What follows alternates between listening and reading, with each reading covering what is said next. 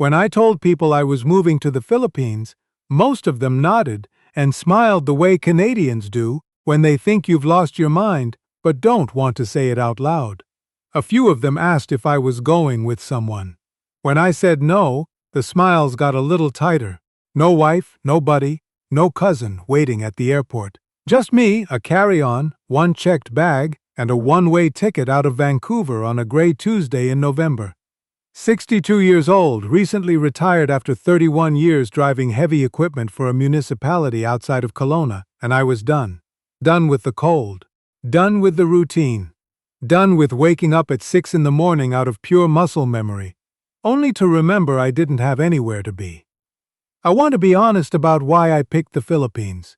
Because it wasn't romantic and it wasn't adventurous. It was practical, and it started with food. I'd spent the last few years watching videos online. Not about beaches, not about nightlife.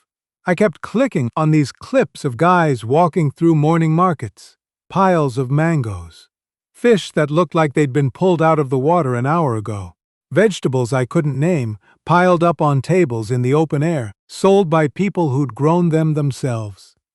Back in Kelowna, I was paying $4 for a single mango that tasted like cardboard. I was eating frozen salmon because the fresh stuff cost more than I wanted to spend on a Tuesday. I'd always cared about food, always tried to eat clean, and somewhere around my 3rd or 4th month of retirement I started thinking, why am I still here? Spending Canadian prices, living the same life I lived when I had to. I didn't tell many people about the plan until it was already set. My son James found out about 2 weeks before I booked the ticket. He called from Toronto and spent 20 minutes asking questions he already knew the answers to. Was I sure? Had I talked to anyone who'd actually done it? What about my health coverage? What about earthquakes? I told him I'd looked into everything. He didn't believe me. But he also knew me well enough to know that once I'd made up my mind I wasn't reversing course. Wait, his mother knew that too, which is probably why the marriage ended when it did. But that's a different story. My daughter Lena was more measured about it. She's the practical one. She sent me a checklist. Travel insurance, medication supply for 3 months, a scanned copy of every document I owned, the address of the Canadian consulate in Manila. I printed it all out and brought it with me. I still have that list somewhere. The first sign that this wasn't a vacation came before I even got on the plane. I was standing at the check-in counter at YVR, bags already checked, when the agent looked up from her screen and asked if I had proof of onward travel. My stomach did something unpleasant. I knew this was a requirement. I'd read about it. The Philippines requires tourists to show a ticket out of the country when they enter. What I hadn't done was actually look at whether the ticket I'd bought counted.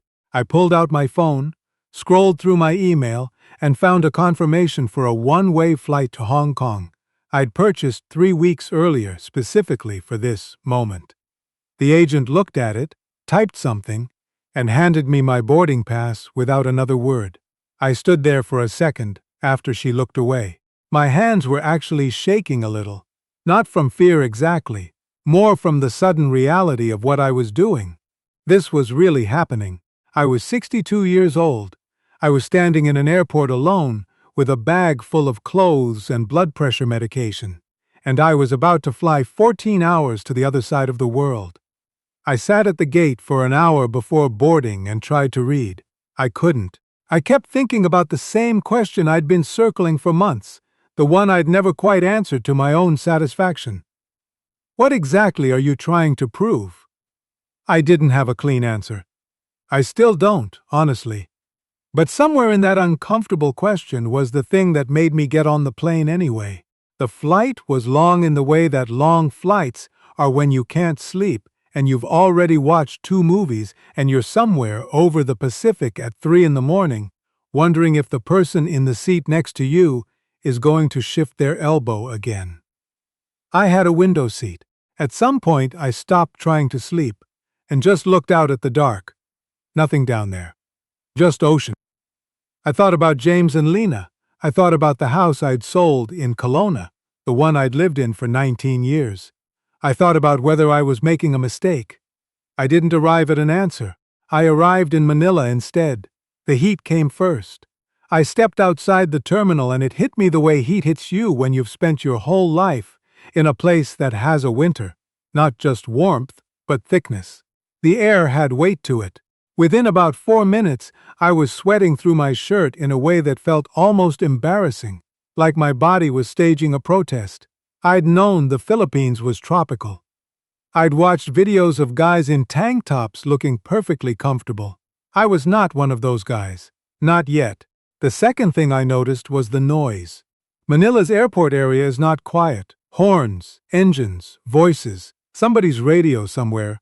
The particular kind of organized chaos that cities in that part of the world seem to operate on. I'd arranged a transfer in advance through the hotel, which turned out to be one of the smarter decisions I made in those first few days. My driver was a man about my age named Rodel. He spoke enough English to have a real conversation, and on the way to the hotel he told me about his family, asked about Canada, and explained a few things about getting around the city I wouldn't have figured out on my own. When I paid him, I added a tip that was probably more than necessary. But he'd made the first hour in a new country feel manageable, and that was worth something. The hotel was fine. Clean, air-conditioned, quiet once you got above the street noise. I sat on the edge of the bed that first evening and didn't move for a while. Not because I was sad exactly, or scared, but because the day had used up every reserve I had. My body thought it was 4 in the morning. My brain was still running through everything I'd have to figure out. Finding a longer-term place to stay. Understanding how the transportation worked. The SIM card I hadn't bought yet. The pesos I needed to exchange. Back in Kelowna, none of these things would have required any thought at all. Here they felt like a list that was longer every time I looked at it. I thought about calling Lena, but it was the middle of the night in Ontario, and I didn't want to worry her. I thought about calling James, but I knew he'd ask questions I didn't have answers to yet. So I didn't call anyone. I just sat there and listened to the city outside the window, and eventually I fell asleep with my shoes still on. The next morning I woke up before 5 and couldn't get back to sleep. I got dressed, went downstairs, and walked outside before the heat had fully arrived. The streets were already moving, vendors setting up, tricycles running their routes, a woman selling rice and eggs from a small cart near the corner. I didn't know where I was going. I just walked. People smiled. That was the first thing I noticed that felt different from what I expected. Not performatively, not at me specifically, just. People made eye contact. An older man outside a small shop nodded at me. A woman hanging laundry on a second-floor balcony looked down and waved. I'm from a part of Canada where making eye contact with a stranger on the sidewalk can feel like an imposition. This was different, smaller, easier somehow. I found a market about 15 minutes from the hotel. Not a tourist market, just a local one. Covered stalls, concrete floors, bins of produce and buckets of fish and chickens in cages, and a smell that was a mix of things I could identify and things I couldn't. I walked through it twice. The mangoes were extraordinary. I bought 2 and ate one standing right there, and it was better than any fruit I'd had in years. I bought some rambutans because I'd seen them in videos and didn't actually know what to do with them. The woman selling them showed me how to open one. I paid for maybe a kilo of assorted fruit, and the total came to less than $2 Canadian. I stood there doing the math twice because I couldn't quite believe it. The transaction took longer than it should have. My Tagalog was exactly 0 words. Her English was limited but warm. We figured it out. When I finally walked away with my plastic bag of fruit, I felt, I'm not sure how to describe this without it sounding smaller than it was. I felt like I'd done something. Not something difficult, objectively, but something I'd done myself in a new place, without any of the scaffolding I'd relied on for 6 decades. That feeling would keep showing up over the next several weeks, and I started to understand it was the real point of all this. Over the first couple of weeks I started building a routine. Morning walk before the heat hit. Market visit every 2 or 3 days. Finding a small restaurant near the hotel where the food was good, and the owner, a woman named Pilita, eventually started recognizing me and setting aside particular dishes she thought I'd like. I found a barber shop. I found a pharmacy. I figured out how to take a jeepney. Every one of these things sounds trivial written out like that, but in the moment each one was its own small negotiation, its own small win. But not everything settled easily.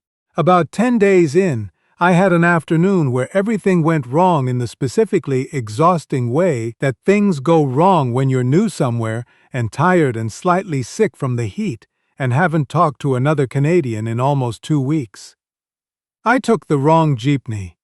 Ended up somewhere I didn't recognize. My phone's data wasn't loading. I stood on a street corner in the midday sun with sweat running down my back and a paper bag of groceries, and for a solid 5 minutes I had no idea what to do. I eventually flagged down a tricycle driver and showed him the hotel name on my phone. He got me back for a fare I probably could have negotiated down. When I finally got to my room, I sat down and thought about Kelowna with an intensity I hadn't expected. My kitchen. The grocery store 2 blocks away where I knew exactly where everything was. My neighbor Pete, who'd wave at me from his driveway, and sometimes bring over too many zucchinis from his garden. My truck, which I'd sold. My routines, which I'd dismantled. There was a word for what I was feeling that I didn't want to use, because I'd told myself I was past needing other people to manage it. The word was lonely. I sat with that for a while. I didn't call anyone. I just let it be there. Homesickness isn't weakness, exactly. But it had taken me 62 years to be comfortable enough to sit with an uncomfortable feeling instead of doing something to avoid it. I thought about James in Toronto, probably putting his kids to bed right about now. I thought about Lena, who would be finishing up her workday in Halifax. I thought about the market that morning, the fruit, Pilita's restaurant, the man who'd nodded at me on the street. The Philippines wasn't withholding anything from me. It was just itself. I was the one still trying to make it Canada. That distinction took a while to fully land, but once it did, something shifted. I started paying different attention. Not to what was missing or what was unfamiliar, but to what was actually there. The way mornings sounded. The way people talked to each other at the market. The unhurried quality of conversations that, back home, would have been text messages. I started sitting at Pilita's for longer than I needed to. Not because I had nowhere to go, but because there was something happening in that small room. Families eating together, friends talking with their whole bodies, a pace of life that wasn't slow exactly, but wasn't performing urgency either, that I hadn't seen in a long time. I'd spent 31 years watching a clock. Shift starts, shift ends, break time, overtime, pension contributions, years until retirement. Even after I retired, I was still running on the same internal schedule, filling the time with tasks, with errands, with staying busy the way Canadians sometimes confuse staying busy with living. Here, nobody seemed in a hurry for me to be anywhere, including me. I found a longer-term place to stay after about 3 weeks. A furnished apartment in a quieter part of the city, about a 10-minute walk from a larger market I discovered. The rent came out to roughly 900 Canadian dollars a month, including utilities. My government pension was coming in at just over 1,900. Do that math, and you start to understand why retirement in British Columbia felt like it was going to grind me down slowly, and retirement in the Philippines felt like breathing room I hadn't had since my 30s. I'll tell you the number that stuck with me most. My entire week of groceries, including everything I ate at home, and I was eating well, eating fresh, eating in a way that my doctor back in Kelowna would have approved of, came to roughly 35 Canadian dollars. Not because I was cutting corners, because the food was that accessible and that affordable, a whole fish at the market. Vegetables I was still learning the names of. Fruit every single day. I hadn't eaten this way since I was a kid visiting my grandfather's farm in Manitoba and eating things that were grown 20 meters from the table. I started feeling better in my body than I had in years. I don't want to overstate that. I'm 62, my knees have opinions. My back has been running on Protest and ibuprofen for a decade. But there was something about eating differently, walking more, slowing down, sleeping in actual heat without fighting my furnace in the middle of the night. Something about all of it together that made me feel less worn down than I'd felt in a while. Around week 5 or 6, James called and asked the question directly. "So, are you actually staying?" I didn't have the quick answer I thought I would. A few months earlier, I'd told myself this was an experiment, a trial run. If it didn't work out, I could always go home. That thought had been genuinely comforting at the time. It made the whole thing feel less permanent, less like I was burning anything down. But 5 weeks in, sitting in my apartment with the fan running and a cup of coffee and the sound of the street outside, I realized the backup plan had quietly stopped feeling necessary. I told James I didn't know yet, which was honest but incomplete. What I actually knew was that I had a favorite route for my morning walk. I had a market vendor who always set aside a particular kind of mango she knew I liked. I'd learned her name was Marisol, and she had a granddaughter who was learning English and sometimes practiced on me when I came by. I had Pilita's restaurant, where I now had what I can only describe as a standing order. I had figured out the public transport well enough to stop ending up on the wrong street in the midday sun. I had a routine, and as I told my kids when they were small and we moved once across town and they were upset about leaving their school, once you have a routine, you have a home. It's not the place, it's the rhythm. One morning about 2 months in, I woke up early with a chest feeling that I couldn't quite place. Not pain exactly, a tightness. I'm the kind of man who, in Canada, would have sat on that feeling for 3 days, and then called a nurse line at 11 at night and been told to go to emergency. I didn't do that. I asked Rodel. I'd run into him a few times since that first night, and we'd become something like friends. And he took me to a clinic about 20 minutes away. The doctor spoke excellent English. The waiting room wasn't chaos. The exam was thorough. I was out within an hour and a half with a diagnosis that turned out to be reflux aggravated by the new food and heat, not my heart, and a prescription that cost me $8 Canadian. I sat in the car afterward and felt something I hadn't expected. Competent. Not relieved, exactly, though I was that too. Competent. Like I'd handled something by myself in a foreign country without falling apart. 12 months before, I'd have assumed that was an impossible situation. Here I'd just moved through it like it was a normal Tuesday, because it was. I called Lena that night. She asked how I was doing and I told her about the clinic, and she was quiet for a second and then said, "You actually sound fine. Not worried fine, just fine." "I am," I told her. And I meant it in a way I hadn't been able to mean it in years. Here's what nobody tells you about retiring to a country like the Philippines. They tell you about the cost of living. They tell you about the weather, the food, the friendliness of the people, the visa requirements. The expat forums are full of logistics. What they don't tell you is that moving somewhere completely unfamiliar at 62 years old, alone, without your routines and your comfort zones, and the particular version of yourself that your hometown has been reinforcing for decades, it does something to you. It shakes loose certain assumptions you didn't know you were carrying. I had assumed, without ever quite stating it to myself, that the part of my life where things were genuinely new was over. That I'd had my adventures, raised my kids, put in my years, and what was left was just maintenance. Managing decline gracefully, staying comfortable. That's not a dramatic belief. It's actually quite common. A lot of men my age, from what I can see, quietly accept that version of the future without ever examining it. What I found in the Philippines wasn't just cheaper mangoes and better weather, though both of those things are real.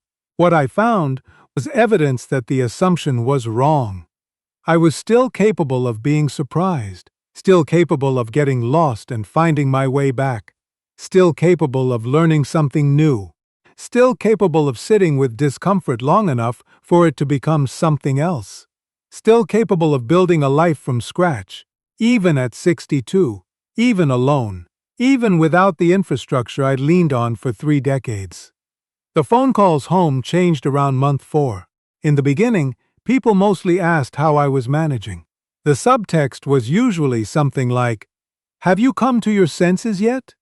By month 4, the questions were different.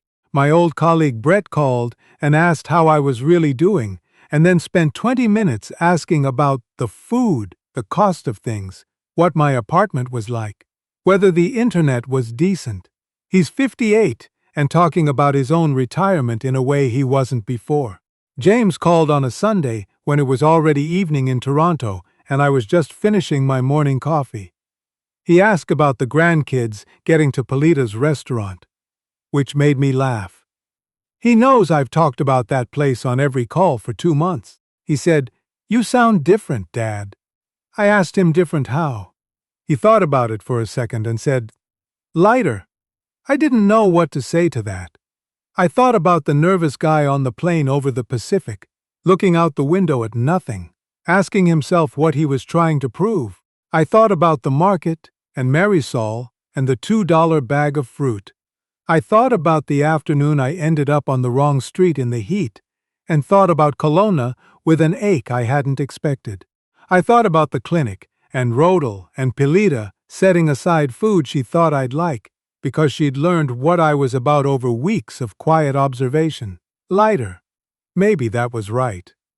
There are things I miss about Canada. I miss my daughter's laugh in person. I miss James's kids climbing on me at Christmas. I miss Pete from next door, who I've kept in touch with over email and who has apparently started growing tomatoes after decades of claiming he didn't have a green thumb. I miss certain particular things about the fall in British Columbia. The specific kind of cold that comes in October that smells like wood smoke and wet leaves, which I know is a ridiculous thing to be sentimental about, but there it is. No place is everything. That's the deal you make with any decision like this. The Philippines isn't paradise, and I've never said it was. There are frustrations. There are days when I miss the particular efficiency of Canadian infrastructure, when I just want something to work exactly as expected without any negotiation. There are moments when the distance from my kids and grandkids sits heavier than other moments. But if someone asked me whether I regret getting on that plane in November, I know exactly what I'd say. Not for a second. Because somewhere between the man who sat at that gate at YVR asking himself unanswerable questions and the man I am now sitting in a small apartment above a quiet street with a cup of coffee and a plan for the morning market, somewhere in that distance I found something I hadn't known I was looking for. Not a new country. Not a cheaper life, though that's real. Not an escape, though there's been some relief in the change. What I found was proof that I wasn't finished yet. That 62 isn't an ending dressed up as a beginning. That growth, as it turns out, doesn't have an expiration date stamped somewhere on the bottom that I'd somehow missed. I came here thinking I was looking for a better place to retire. It turned out I was looking for evidence that I was still the kind of man who could be genuinely surprised by his own life. I found it, in upmarket in Manila, over a $2 mango on an ordinary Tuesday morning, and that, honestly, was the greatest surprise of all.